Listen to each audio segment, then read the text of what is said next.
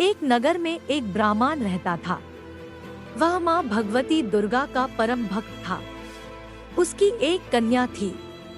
ब्राह्मण नियम पूर्वक प्रतिदिन दुर्गा की पूजा और यज्ञ किया करता था। सुमति अर्थात ब्राह्मण की बेटी भी प्रतिदिन इस पूजा में भाग लिया करती थी।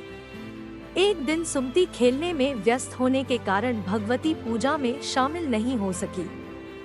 यह देख उसके पिता को क्रोध आ गया और क्रोधवश उसके पिता ने कहा कि वह उसका विवाह किसी दरिद्र और कोढ़ी से करेगा।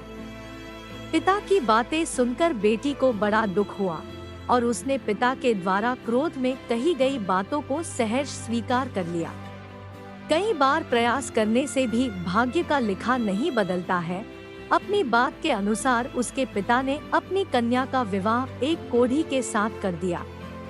सुमति अपने पति के साथ विवाह कर चली गई। उसके पति का घर न होने के कारण उसे वन में घास के आसन पर रात बड़े कष्ट में बितानी पड़ी। गरीब कन्या की यह दशा देखकर माता भगवती उसके द्वारा पिछले जन्म में की गई उसके पुण्य प्रभाव से प्रकट हुई और सुमति से बोली, है कन्या, मैं तुम पर प्रसन्न हूँ, मैं तुम्हें कुछ देना चाहती हूँ, मांगो, क्या मांगती हो लौट। इस पर सुमति ने उनसे पूछा कि आप मेरी किस बात पर प्रसन्न है। कन्या की यह बात सुनकर देवी कहने लगी, मैं तुम पर पूर्व जन्म के तुम्हारे पुण्य के प्रभाव से प्रसन्न हूँ। तुम पूर्व जन्म में भील की पतिव्रता स्त्री थी। एक दिन तुम्हारे पति भील द्वारा चोरी करने के कारण तुम दोनों को सिपाहियों ने पकड़कर जेल खाने में कैद कर दिया था।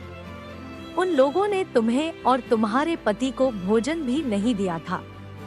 इस प्रकार नवरात्र के दिनों में तुमने न तो कुछ खाया और न ही जल पिया, इसलिए 9 दिन तक नवरात्र व्रत का फल तुम्हें प्राप्त हुआ।